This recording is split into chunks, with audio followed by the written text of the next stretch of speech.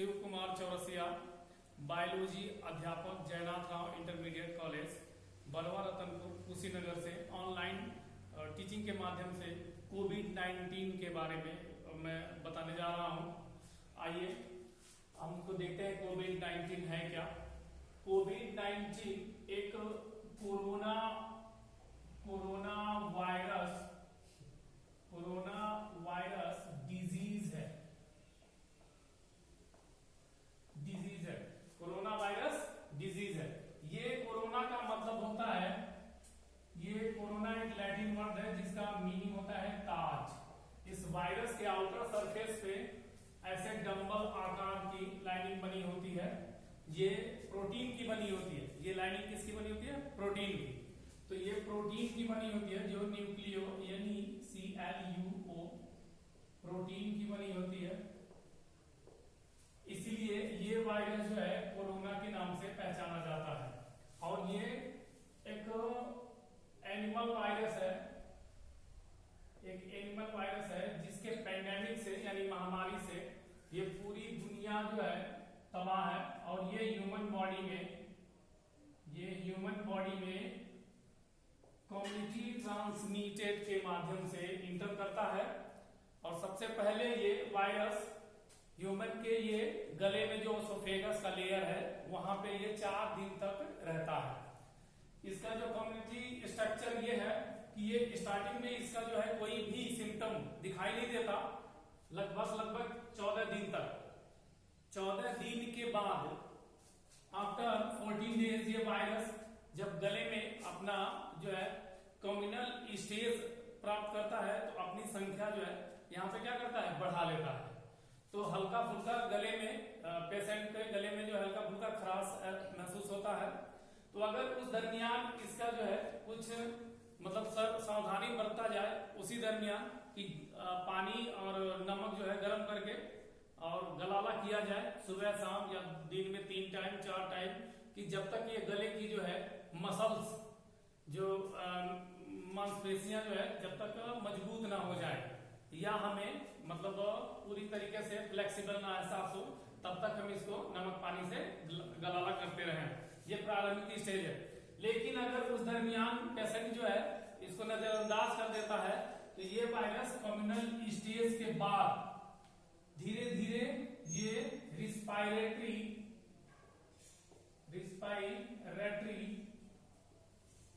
Track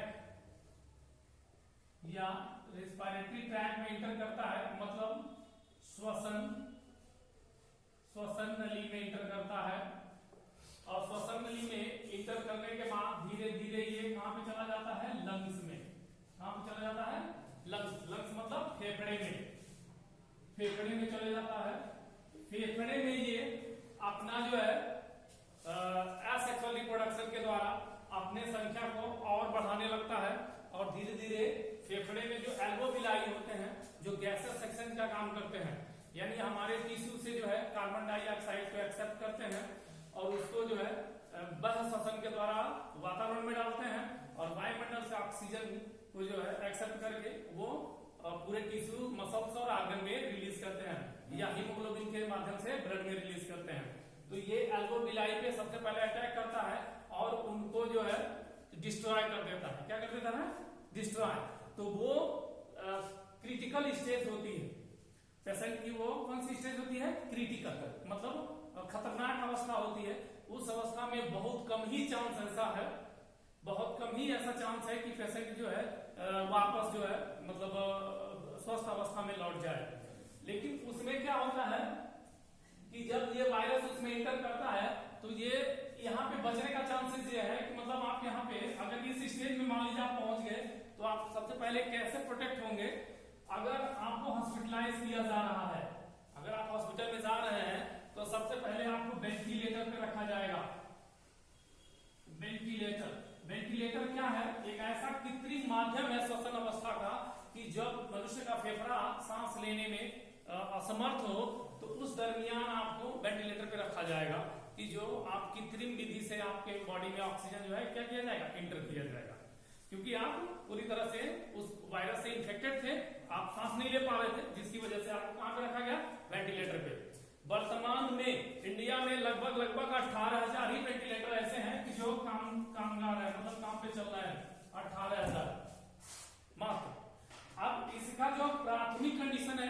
virus non vaccinated है, अभी इस वायरस का कोई वैक्सीन नहीं बना है।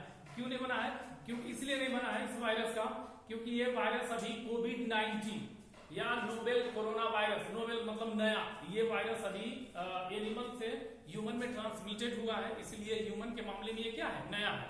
तो जब तक ये वायरस कम्युनिटी स्टेज में स्प्रेड हो रहा है, तो कोई भी ऐसा शख्स जो इस वायरस से लड़ ले या उसके ब्लड में वो एंटीजेंस मौजूद हो जो वायरस का असर ना हो, तब तक हम वैक्सीन नहीं बना सकते। इसीलिए जो भी व्यक्ति इस वायरस से चपेट में आ रहा है, वो सीधे क्या हो रहा है, उसकी मौत हो जा रही है। अगर मान लीजिए इस वायरस से रिपीटेड या वापस अगर कोई व्यक्ति बच भी रहा है, तो वो किससे बच रहा है, आवर इम्यून सिस्टम से, मतलब अपने प्रतिरक्षा तंत्र से। कैसे बच रहा है? अपने प्रतिरक्षा तंत्र से।